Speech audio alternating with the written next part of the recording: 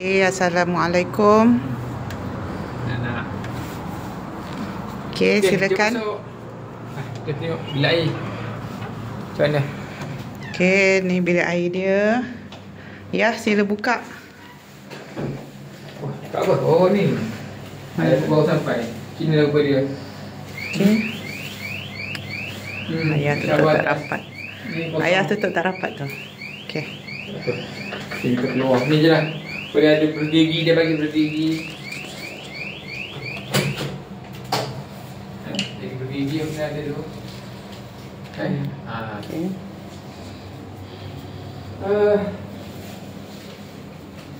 Yang semuanya pasangkan kayu-kayu kayu-kayan. Macam hotel lama ni. Dia apa nama dalam ni ada ni Ada apa? Ya. Sejadah ada. Oh, disediakan sejadah, siap dah. Ada baju tidur. Spray nyamuk ada ha. Bagus juga. Alamak, besarnya. Ada bagi sofa. Ada sofa untuk dua orang. Meja kecil. Okey, meja study. Meja study. Dalam ni ada kopi sejuk ya guys. Kopi sejuk. Ini kopi, dia bagi kopi. Ayak dua. Kopi apa semua macam biasa standard mana-mana hotel pun. Okey. Katil ada dua katil ini apa nama ni, single apa, single queen tak? Single apa? Apalah, kira single besar je lah. Saya single besar ni. Ada dua. Ada TV comel. Sharp. Aduh. Meja study. Okey. Kemudian jom kita pergi bahagian luar dia.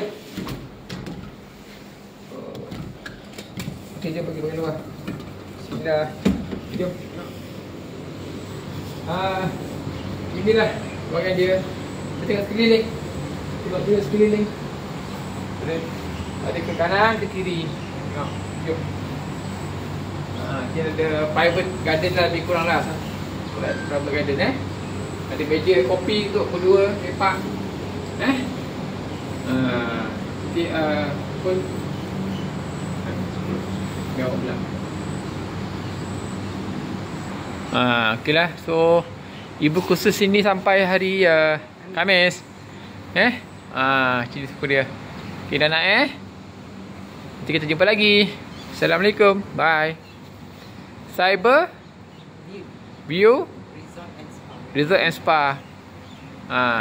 Ginilah rupa dia. Macam bangunan lama zaman-zaman British.